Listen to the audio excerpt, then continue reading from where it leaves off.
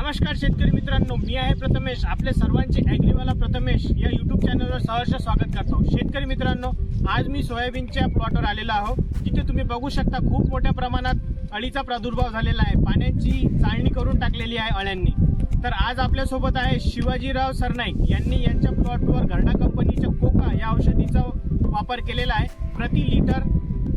प्रति पंपासाठी 16 ml Coca यांनी या औषधीचा वापर केलेला आहे.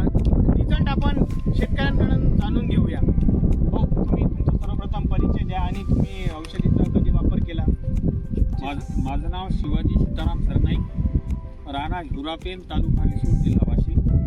मी एक शेतकरी आहे आणि माझ्या शेतामध्ये एवढा अटॅक आला होता भयंकर. हे माझं 4 एकर क्षेत्र आहे आणि याच्यामध्ये मी 3 फवारण्या अगोदर केल्या. काहीच फरक पडला नाही, म्हणजे पूर्ण काळ्याच राहिल्या होत्या. याच्यानंतर मला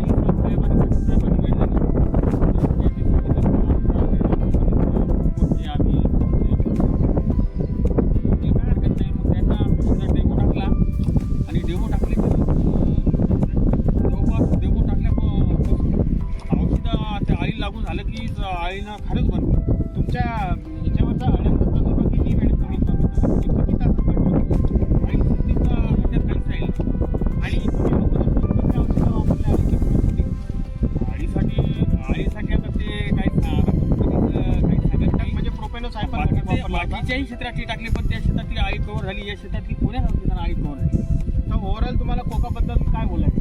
कोकाबद्दल 1 नंबर औषधी आणि कोकामुळेच औषधी आपलं सोयाबीन जागेवर आहे.